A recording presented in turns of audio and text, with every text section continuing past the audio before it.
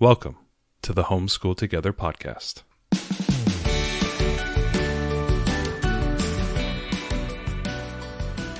Where one working mom and a stay-at-home dad help you navigate the nuts and bolts of the growing and dynamic world of homeschooling. With a focus on early learners, like me. All the ins and outs of building and maintaining your homeschool life. Homeschool. Find out tips and tricks to make things like this easier.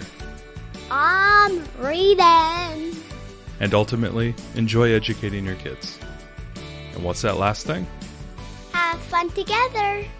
Did I do good, Daddy? Yeah, you did, sweetie. Good job. Hello and welcome back to Homeschool Together. Today we are talking about big commitments, but I only need you to do a small commitment, which is to go down below and hit the like and subscribe button in YouTube, and also leave us a review if you possibly can on iTunes. That would be very helpful. So we're planning out some of the rest of the episodes we're going to do. Obviously, this year is drawing to a close really quickly. I can't believe how it's kind of scary. I know it's going so fast. So we've got some more things that we have in the works, and some things we're excited about. Some new episodes. But if there's things that you're particularly struggling with, or you just would like to see covered, now that we realize we've done over 400 episodes now, we're kind of like, wow, maybe it's time to revisit some different things. But we don't know what would be most helpful to you, the community. So, drop us a line, put a note on the Facebook group. Let us know what would be most helpful. We're homeschooltogetherpodcast@gmail.com if you want to just shoot a quick email. But we would love to hear from you if you have an idea for a show or something that you would like to either get help with or share about and share with others. We're happy to take suggestions for upcoming content for 2025. We're starting the planning, y'all. Yeah, we always have to think out ahead. We always try to record a little bit ahead, and we try to get a little bit into the bank because, as you guys are acting in the world and we are acting in the world, life gets busy here and there. And oh man, so busy, especially as the end of the year comes, and we'd like to spend Q4 kind of having our plan made for what we're going to do for a lot of 2025 and the next year is each Q4. But man, it's a busy time. I mean, we put out a podcast a week, and we do 3 reruns a year, and that gives us about 49 episodes we gotta come up with. Yeah, there's a lot of content there. And it's funny, as much as I say to you, I probably say this to you once a year, I would say. To me? Man. To me or to the people? No, to you. I say to you, my loving husband. Yes. What are we going to talk about? Are we going to run out of stuff to talk about? And you know what? It never ceases to amaze me. There is no end to the things to talk about homeschooling. It's so multifaceted. And that's why today we wanted to kind of delve into something about commitments, because we are always talking about our parent partnership program, but that's not the only commitment we have. We've talked about, we're doing scouts, and we've got sports. Jinx, you owe me a Coke. Yeah. And so it's one of these things where we have these really kind of large overarching commitments that we have during our year, which are great. They are awesome. But it's hard to balance those sometimes. And sometimes we think, I kind of feel like, okay, it's great. Hey, we got this parent partnership. We have these fun classes of we've got music and drama and sports through there, dance and different things. And we're like, okay, great, cool. We don't have to go and seek out those individually, which is really awesome, right? We don't have to go and find a piano teacher and a tutor for this or whatever. We don't have to do separate dance classes, whatever it is. But at the same time, those are really big commitments, and they're not something that we can just be like, hey, we're loosey-goosey homeschoolers. We got all the flexibility. We can just jump out of them. So sometimes we feel like we're running all week, and we thought this would be a good time to talk about kind of commitments, because there's great things about having, knowing what your plan's going to be for kind of a longer stretch of time, but it can be a little bit hard to balance. So that was kind of the impetus for today's episode. Yeah. And let's kind of start with the downsides of, big commitments. When you talk about big commitments, and I think what you were kind of talking about here is the layering effect. And I think the first thing that everybody runs into is a little bit of, it's overwhelming because you've now layered up. Every time you add a layer, it's almost like you're stealing time, right? And some of these things require not just the time of the initial commitment, but there's other things you have to do. Like a dance class requires dance practice, or sports requires sports practice. And it's just, there can be some hidden time in there. And, we only have 24 hours in the day. We're trying to sleep for 7 of those. And at least, us. At least us, The kids sleep for quite a bit longer. But we try to steal back a little bit of time, and, we have to chase efficiencies. And that's something we always try to talk about here on the podcast is being efficient with our time, because we are so overloaded. And, we know there's different families out there. Some people take it really easy. They just do their homeschooling and that's their thing. Other people like to fill up their schedule, sort of like what we like to do right now. And we do. I mean, if your family is one of those like ours, we like to be busy when we're not busy as a family. We kind of don't know what to do with ourselves. We really like to have a fairly full calendar. Certainly not. I have known people that are like way, way busier than us, that have like multiple commitments a day kind of thing. That's not us. We like to be kind of medium busy. Well, we got people on the street who do the public schools, and they're at sports as well, and they're having to eat like dinner on the go, and that's their thing. Like they have to pack burritos in a cooler, and that's their because they got to go. My thing that I've always been, surprised about is the kids are doing multiple sports at the same time. Right, and being in public school, because you also have homework as well, or you're in a sport and something like a dance or music. That can be so overwhelming. That can be a lot. So we're not crazy overscheduled, but we do like to be busy. But even for us, we can feel like, wow, this can be a little overwhelming, and burnout's a real issue. It's like we love all the things. What would we choose to not do? It's kind of what we think. Like our girls would never want to give up scouts. And that's the one thing that I get to do with them, which is special. We can't give up the parent partnership program because it's just, and our girls love every class they're in. Even if we wanted to say like, well, let's go like halftime. Let's go like, the girls would be like, well, what class do I not get to take? I mean, they are so into their classes. They love them. So and you love the sports, and the sports is something you do with them. So it's like all of these pieces are important to us, but trying to avoid being overwhelmed and trying to avoid burning out is kind of what we've been thinking about. Like, how do we balance? Well, and then, kind of going into the, being burned out about things is there's always this pressure to perform. There becomes this urgency to do the thing, whatever it might be, if it's sports or if it's dance, where there might be some competitions, or if you're putting out a lot of money for something, like we're doing horseback riding. I was just thinking of horseback riding lessons, or like some type of competition thing where the investment is high and you want there to be that performance, right? If you're spending a lot of money on a travel soccer team, right, you want that team to be winning. You don't want to be going in and getting shelled by 9-0 or something like that. Right. We have friends who've got their daughters in the elite dance team, and they're how many at hours a night?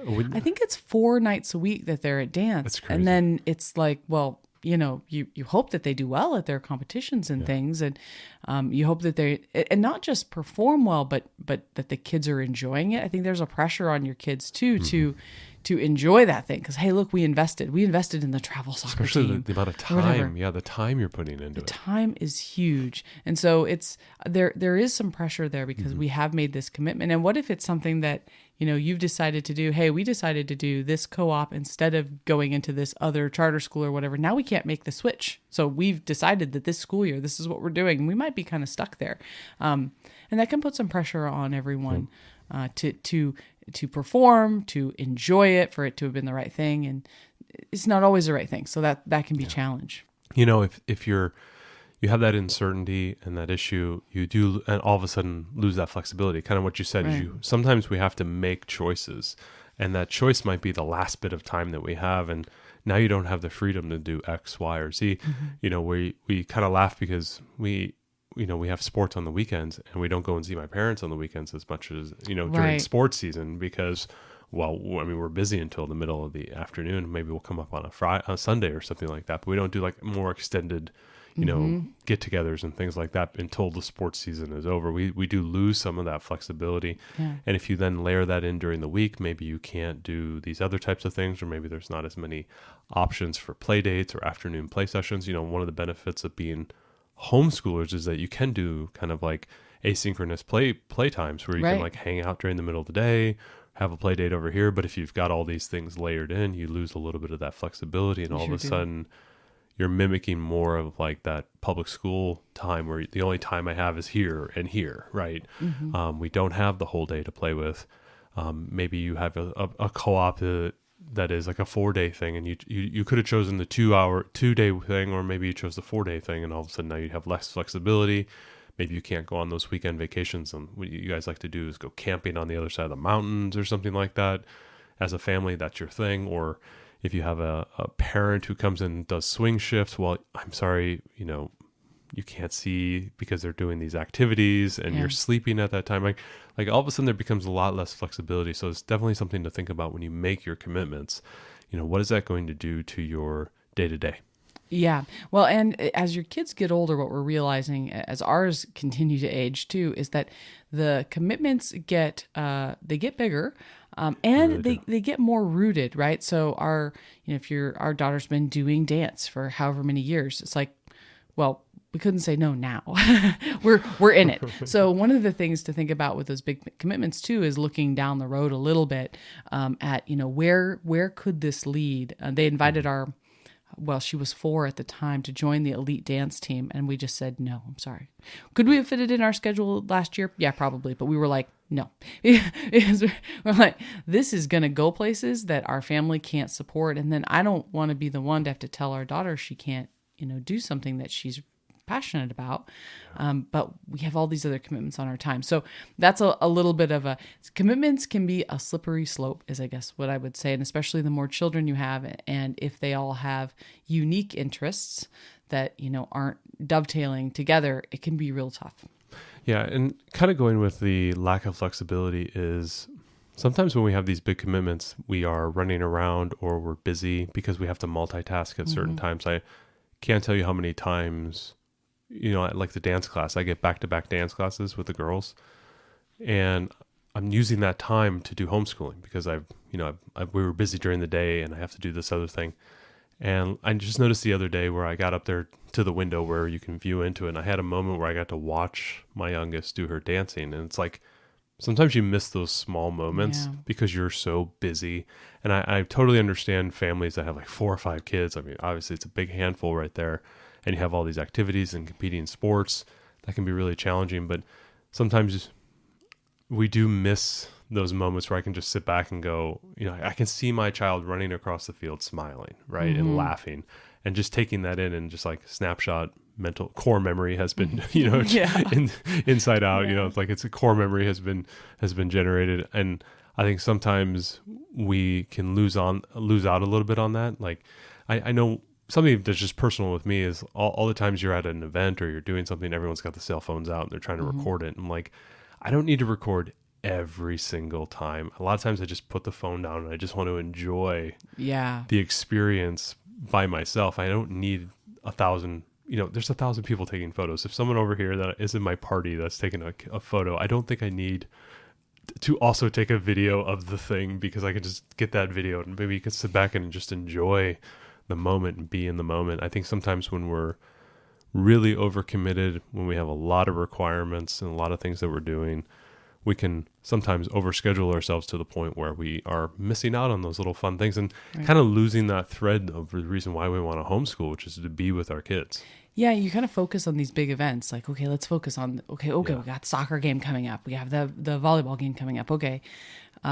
Today that's kind of where I was at today in my mental space, as I was thinking about the commitments that we have and the things we have going on. And I was busy, and we had meant to go and do some volunteering, and that was kind of our plan. We hadn't signed up for it, but I heard about it, and I was like, oh, this would be a good opportunity. We meant to do it. And the girls they got embroiled in playing with their dolls. They put out a picnic blanket on the grass, and they had set up this entire elaborate thing for their dolls. Massive tea party. Oh my gosh. These dolls were very well outfitted with things. and they were having so much joy. I just was like, you know what? We will volunteer next weekend. Mm-hmm. Right now, I'm just going to let them enjoy this moment. They're not fighting. They're having a good time. And I was like, wow, this is one of those small moments. And it's not in my schedule. Those moments are not in my schedule to say like, oh, an afternoon picnic with the dolls is it's not on my calendar. But then I thought, maybe That's that a should great have been. line. Yeah, the afternoon picnic with the dolls was not on my schedule today. And Right. if we fill up so much, you're right. All of a sudden that has to Yeah. get capped, and that's not something we want to cap, right? No, and so we have all these commitments, and we have paid for things, and we have made commitments to be places, and thankfully today I did not sign up to volunteer. Had I have signed up, we would have definitely been there. But next weekend, if I do sign us up to be at the farm and pick squash, we got to be at Food Bank Farm picking some squash. So, it's one thing too to say like, well, gosh. We talked about this commitment as a family. We made this decision and we're going to do this, whatever it is, what classes or whatever. We can't just take an afternoon. So sometimes I think maybe it's purposely good to leave those spaces And in our schedule. I think dovetailing with that idea of kind of losing those moments is also, kind of losing the enjoyment, especially if our homeschooling, if we're, running from here to here to here. Sometimes we, maybe we have a project we want to do for our around the world journey, or ancient civilizations or medieval times, whatever level of you're doing, and you want to dive into something. If all of a sudden we have all these activities and all these things we have to do, you can't sit down and explore air clay for an hour and build your own Right. little bridge or whatever it is.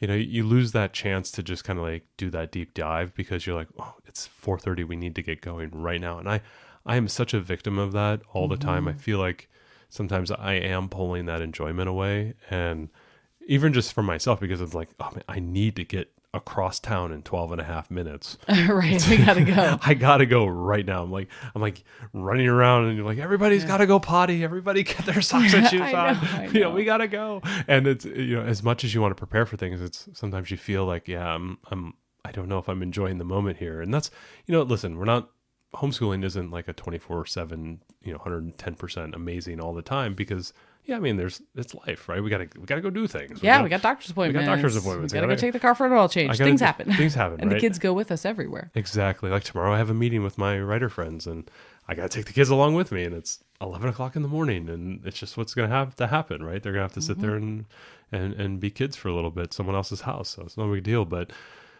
you're right. It does feel like sometimes you are taking that enjoyment away. If we don't give ourselves the time to enjoy the thing that we're doing. It's defeating at some point. Yeah. I absolutely think that that's true. The other thing is that it can really just drain our time and our resources. It's like, okay, we only have so much time. And one of the things I think happens a lot too is that you sign up for something and you think like, well, this is only like a limited time engagement thing, so we can handle this for a bit. But there's a toll for everything. So I stage manage community theater, and it's, we know it's a limited time. It's always a limited time, and I love it. We're getting in it right now. We're in the middle of it right now, and you are very supportive, and the children are very supportive, and now our oldest is finally getting to the point where she can actually participate with me, which is really good. So that's helpful. But it still is like, when this show is over, each show, it's like, wow, I need a break, because that just, I'm drained. The family is drained. We couldn't do this all the time. So that's kind of funny. That's that stacking thing you were talking about. Well, just the commitment wasn't something for the kids, it's something for yourself. And right, this extends to us as well as parents, when, the commitments, they may not be our kids' commitments, but sometimes it could be our own commitments that could be draining us in this respect. Right. Yeah. I think that's absolutely true. And, sometimes if we prioritize these, other commitments we've made, it can skew the learning that's happening in a pure homeschool sense. So for example, it's a great example. Our parent partnership program, while it is super duper fun and our kids love it and they have friends and they are learning things that I can't teach her how to play violin. So this is fabulous, right? For us, it's great. But so much of our time is monopolized on that, we're sitting there going, okay, when are we studying biomes this week? When am I going to get in the handwriting lesson? We've had to really adapt, especially having two kids now that our youngest is, of kinder age. And so she's taking classes too, and not just kind of tagging along. Mm-hmm. It's like, wow, pure number of hours per week. Sometimes it's like, wow, there's a real imbalance to extracurriculars over core time. Like we're having to slip in core time at this point because of the way that the schedule is working. Yeah, and even more so between children. And I know, this has been something I've had to kind of get used to, having two kids I'm educating now. I'm doing, Right Start Math with my youngest, level A, and then I'm doing All About Reading with her as well. And just the imbalance between the two kids can be an issue too, right? Because if one kid is, free more than the other, like our youngest is taking quote unquote 7 credit hours, but it's actually like 10 hours a week because one of her classes is like 6 hours worth of time. Yeah, it's like a kindergarten. It's like a kindergarten thing. And then she has like 4 additional classes, and then she's getting a free class because her sister's in it and they let her kind of tag along. So she's got like 10 hours worth of classes, and that kind of eats into her homeschool time with respect to how many hours we have to do this. Yeah. And, I'm very cognizant of that, where I just like, I don't want to sacrifice the things that I know she needs to do with reading and math and how that can kind of be broken up and scattered through the week. And, she's very chill and very cool about it. And she lets me do it at different times of the day. So she's kind of an all the time homeschooling kind of kid, but it does become even an imbalance, not just between us and the kids, or, the kids and the two things, their extracurriculars and their homeschooling. I'm seeing imbalances sometimes when we have high commitments, even just between the two kids. Yeah. And that may even change throughout the year when one kid has a sport, like our oldest, she's going to have basketball later this year, and it's going to be 2 practices a week. She has that right now with volleyball. She has 2 practices a week, and her sister only has 1 practice in soccer.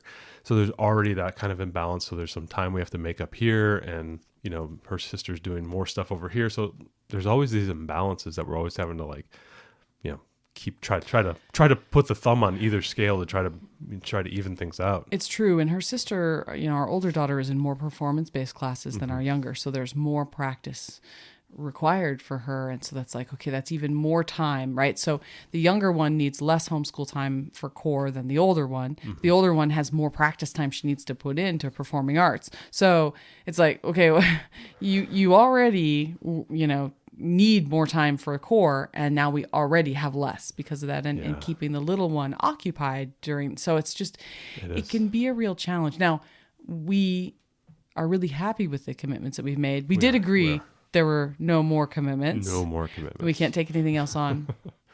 One of the things that I think is really helpful as we start to talk about balance, and this made a big impression on us, Matt will link in the show notes. We did an episode called Get on the Floor, which I think is really good.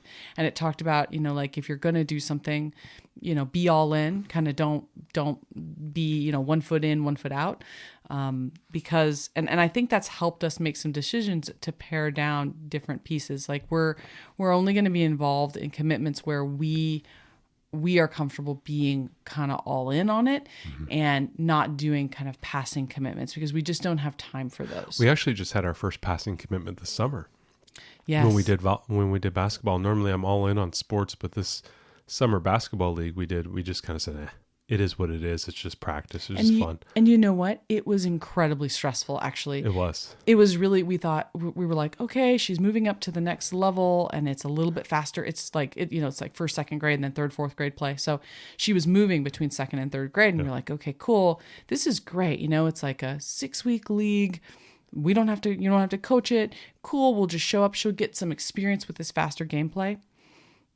It was so stressful. It was. It was incredibly stressful on us because it was in the summer when she also had camps, and we were also visiting my parents at the beach. It proved to be too much, yeah. It actually proved to be too much because even though we were not really that involved with it, I was shocked how stressful it was. When we got done with the summer this year, we said, you know what? We're not doing that again. We can't do this again. Like, they're not doing any summer sports leagues. We can't do it unless it's something that we as a family are doing. It was weird. We made the commitment knowing that we weren't going to, quote unquote, get on the floor with it. Right. And we thought it would be okay, easier. But it became the too much. Yeah. Yeah. It was the weirdest thing. It was weird how we chose not to be committed to it. It turned out to be too much. Yeah. And I think it's because it was just this kind of afterthought thing that we had to try to show up for. And she was kind of stressed about it because usually you coach and you're a really terrific coach, and the kids, like you're right on their level, and you help them with kind of the easy concepts, and the coaches she had were running way too fast. And I mean, it was just kind of like the wild, wild west of basketball. It was weird.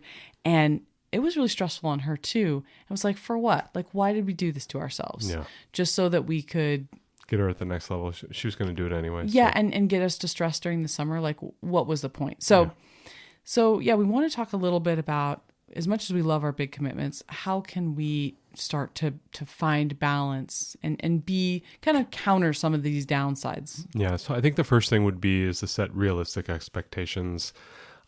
Really looking at what you're committing, really looking at the time commitment, the practice commitment. There's so many different facets to any type of commitment that you're going to make. Really doing those kind of minutia level thought experiments is something I always like to do, is like, let's think through this thought experiment. We're going to be doing this.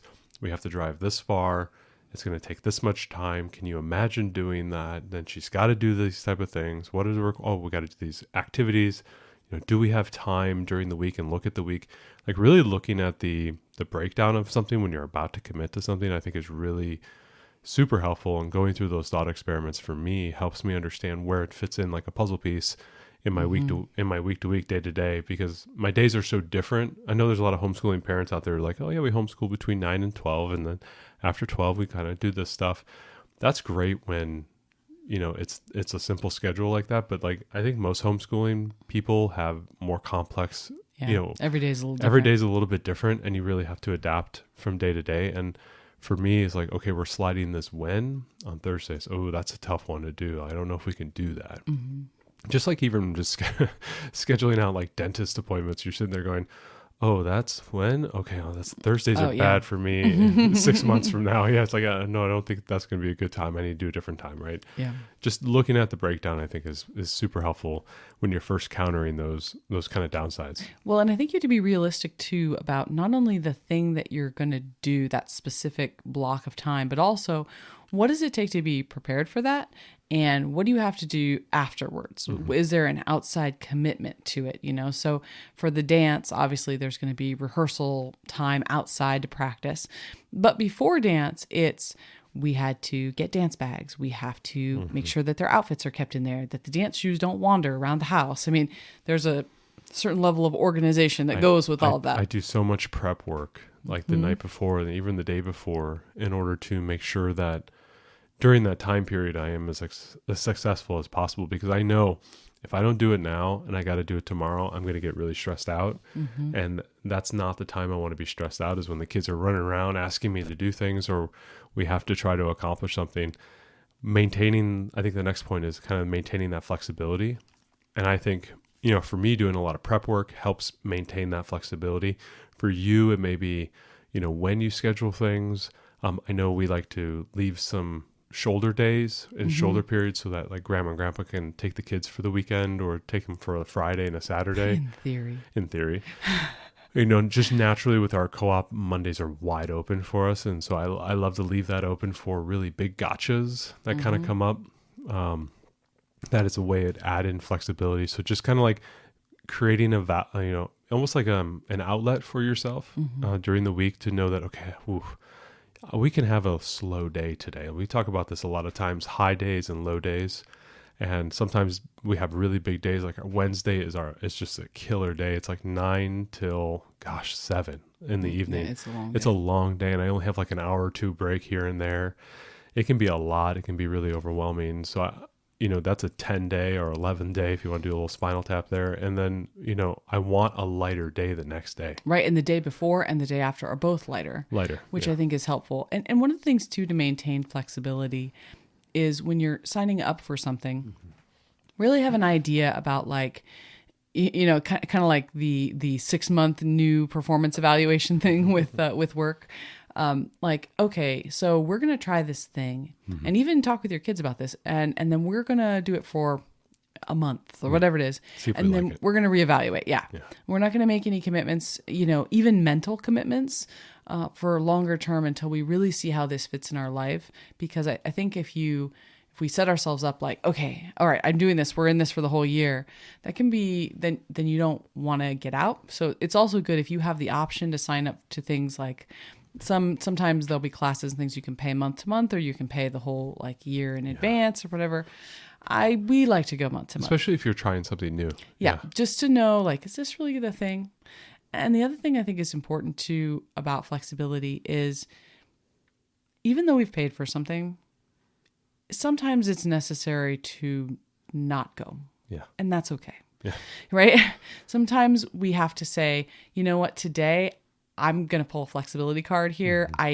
We've got some issue going on. We did way too much yesterday. Everyone's in a terrible mood. We have to go to the dentist, or, we're feeling overwhelmed, and just say, you know what, not today. We're just not going to do that today. And I think we have to sometimes force the flexibility, even when, we may have had something scheduled that we made commitments for. Sometimes we've just got to force it. Yeah. And even kind of dovetailing with that is, adding in these little small wins, kind of a balancing, like what you're saying is balancing that time. Like sometimes you may need to back out of something for the day to give yourself a breather. Sometimes we want to almost schedule in a break in some respects. A lot of people talk about that as a way of doing habits, where you schedule the time to do the habit, so you actually have it on the calendar and you actually commit to doing it. That's a way for some people to be accountable.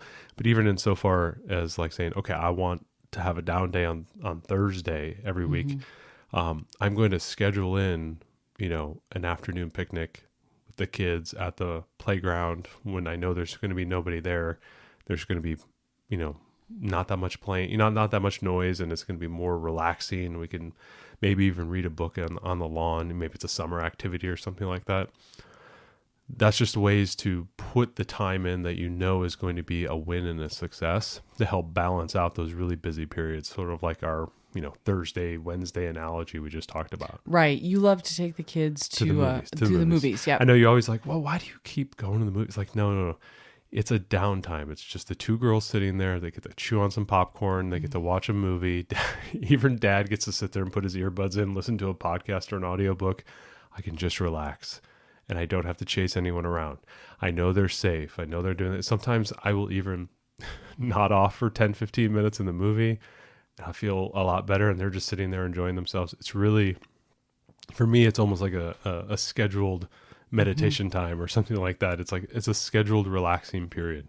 Yeah. I think it's important to have those times that, we have that really busy Wednesday, and when the girls get home from school, they are, we can see, even though I'm home and working remotely that day, I can see them. They had such a full day that they're a little ready to be snippy with each other. They've had a time, and we have a couple of hours until it's time for sports practice. And I'm usually like, okay, girls, you know what time it is, snacks and video games. And they're allowed to sit down and play the Wii. And we don't let them play Wii too much. So it's really a treat that they get to sit down and play some Mario. And they're super excited about it. And I think it's really helpful for them both. Because the end of that day is a lot of physical activity. Oh, yeah, because they're running around doing sports practice. So it's like, great, just sit down, veg for a few minutes, play something fun. I hear them giggling and playing. It's also kind of unsettling for those days as well, because as just an example, we tend to have dinner together all the time. Like that's kind of our thing, is family dinner time. That Wednesday, we don't have dinner together because we're split. You're going in one direction, right. I'm going in another direction, and we kind of have to do our own thing. We're on our own for dinner, which is kind of already unsettling because that's kind of our time to sit around and talk. We always have dinner together. And this one, it's like, okay, well, you have dinner with the older one and I'll have dinner with the younger one. And that's how that works. So when we're eating with the kids, we're just not eating all the four of us together. And it is a strange feeling. It's a strange one. So I think, even as much as you can with the commitments you make, try to maintain the things that are really important to your family.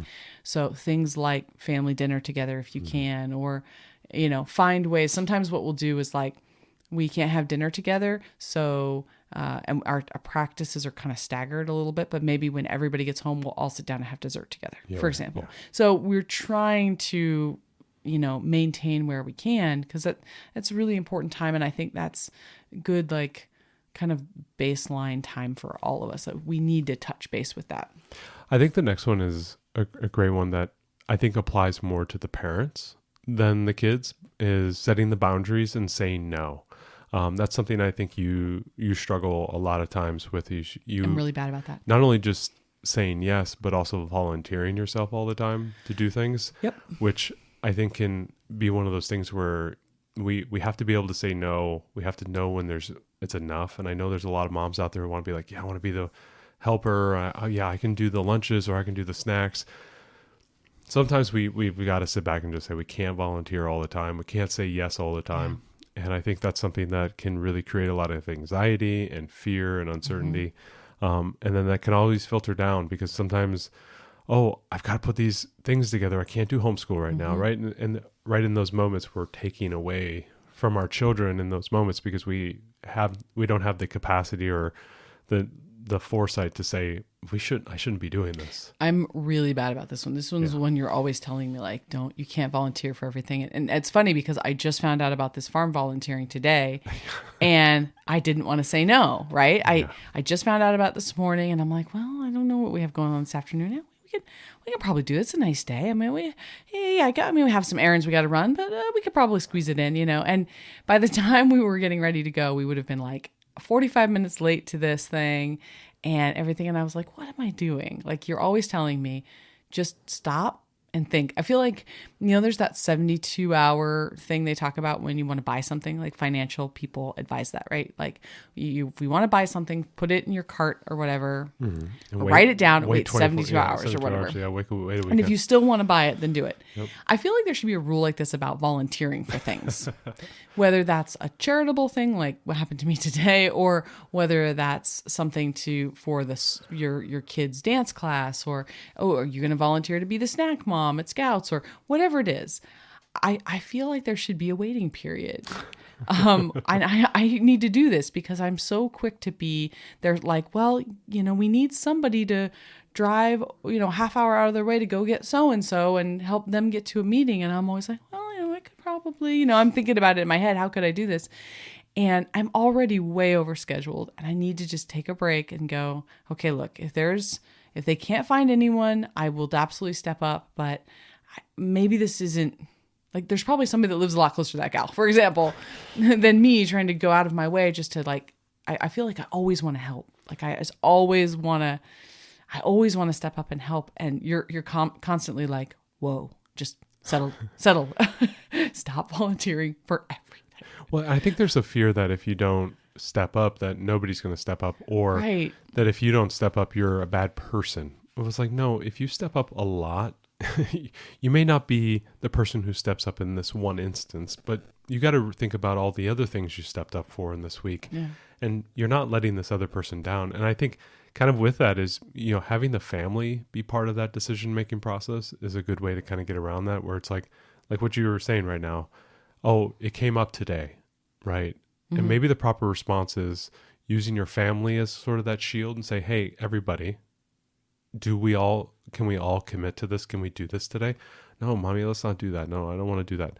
Mm-hmm. Okay, well then I can say no, right? Allowing your family to help make that decision as opposed to you dragging people along with you because the little ones can't say no. They got to go with you. In their defense, they were all ready to go to the farm. We were just running horribly late.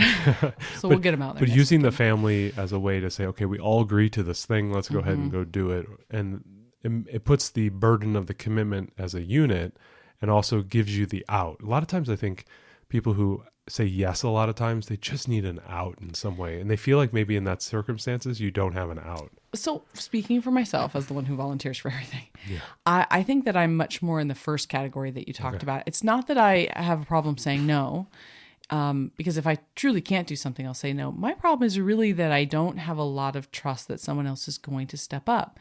And I really feel bad for the person organizing, as I have been that person who needs someone to volunteer to help, bring the cupcakes or whatever it is.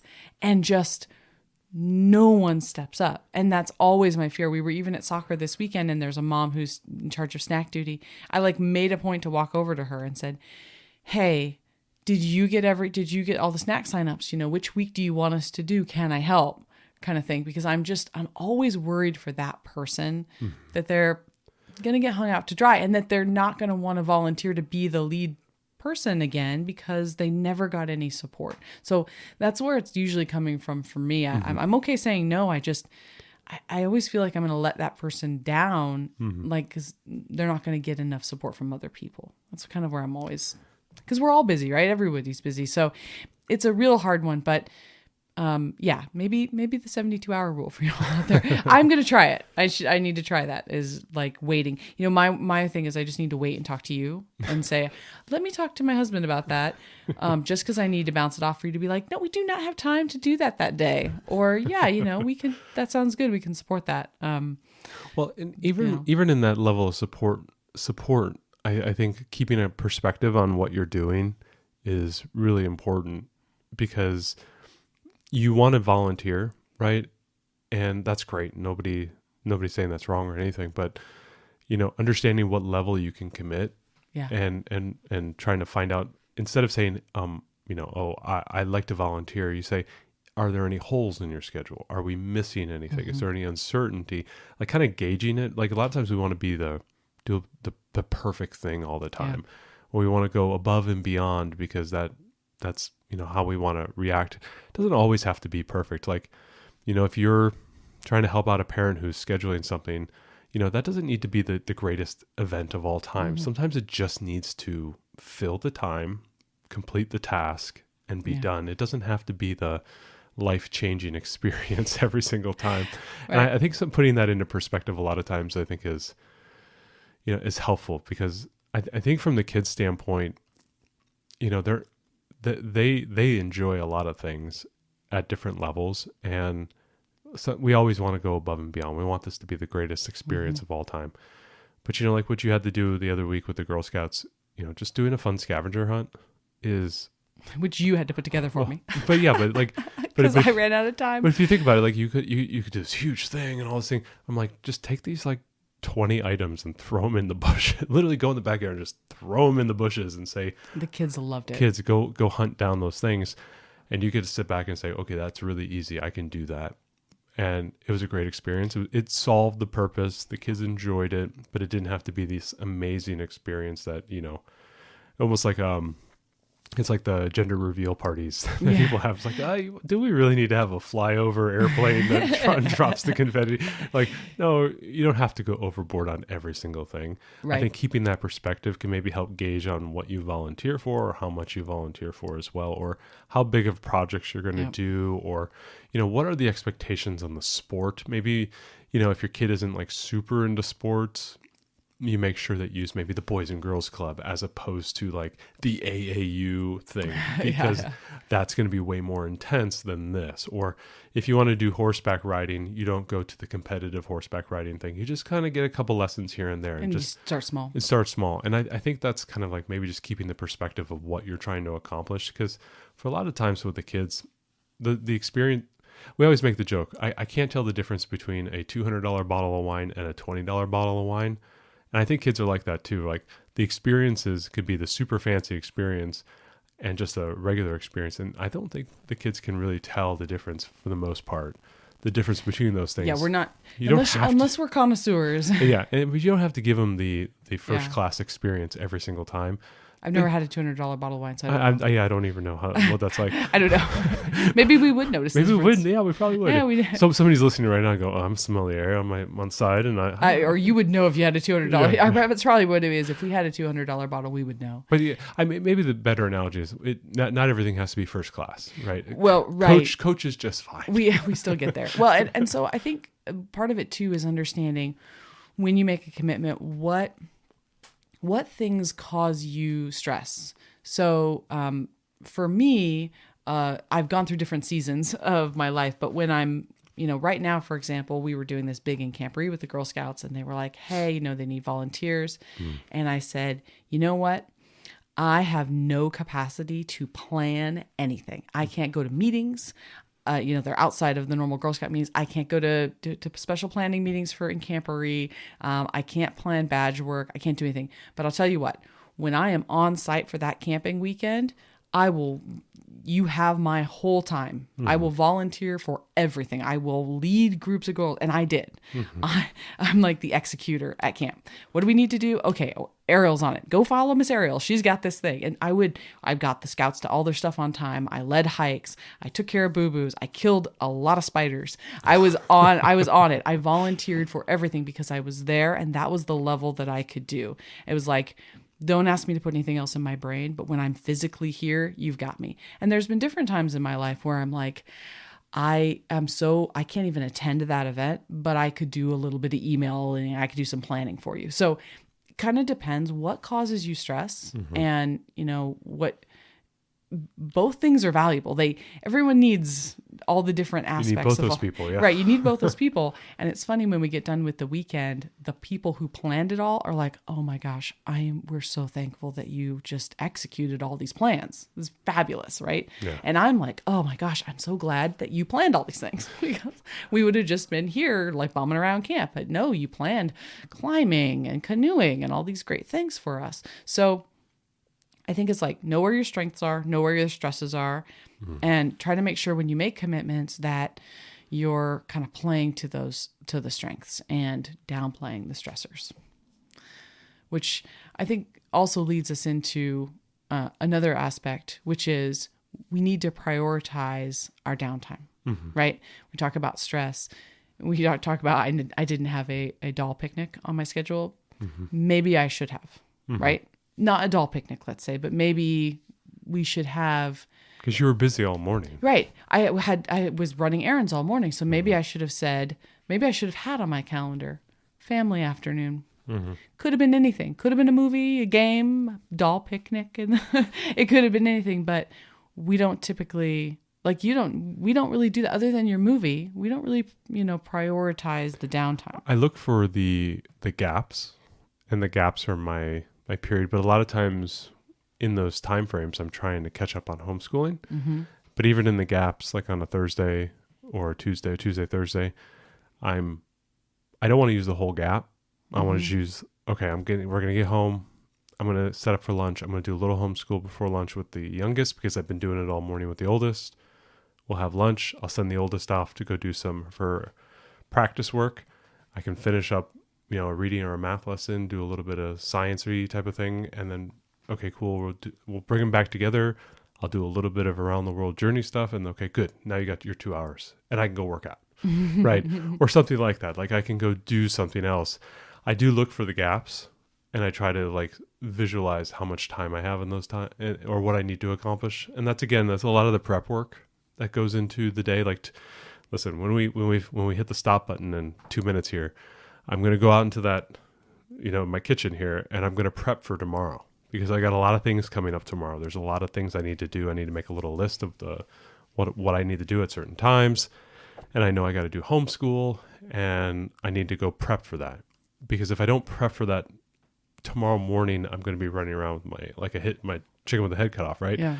I need to do that prep work now to be successful tomorrow, which again, so I can take advantage of those times, or I can give myself a little bit more time, schedule the downtime, because a lot of times the downtime isn't as much for the kids.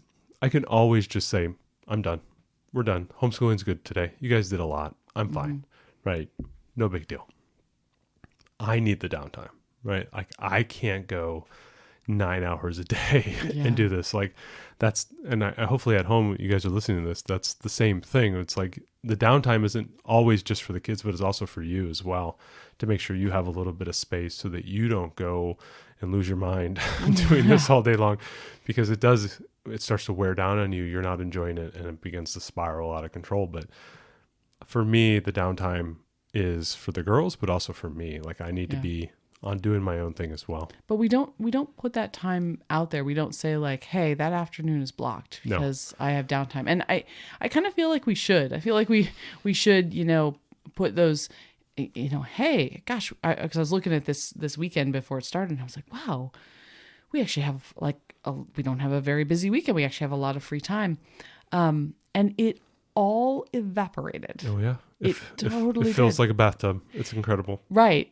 Because, when there's a commitment we've got a soccer game. Okay, well, we got to go to that, right? Well, then you had stuff with the play. Right, but I didn't have anything. A consignment sale at the fairgrounds. That was important. But the kids and I wanted to go. But this is fun stuff. But we got started late last night on our evening plan, so we ended up being up pretty late watching a movie. Tonight, we ended up getting involved with stuff in the garage and other stuff, and so we ended up getting a late start on tonight as well. And we did watch one of the great movies of all time. Tremors. Yes. Kevin Bacon classic. Our little one's very into monster movies. So I don't know. She's 5 and nothing. She's not afraid of any of these movies. She's really into monster movies. It was the Around the World journey. Definitely a movie for the Around the World. No. Not at Desert all. Southwest. No. What type of biome are we covering there in Tremors era? Yeah. There's quite a bit of desert. But yeah, I think there's something to be said for it. So when you look at your calendar before you make commitments, I hope that this is helpful, and just remembering, while big commitments can be engrossing and you can build great friendships and be really enriching and all that stuff, there's some downsides there, and hopefully this is some ideas to just remember to maintain balance and be cautious before you really commit yourself and your family. Thanks so much for joining us today and making us a part of your homeschool journey. Please engage with us on social media. Join our Homeschool Together podcast group on Facebook and find us at Homeschool Together Podcast on Instagram. We'd love to hear your feedback, questions, and recommendations. Until next time. Happy homeschooling!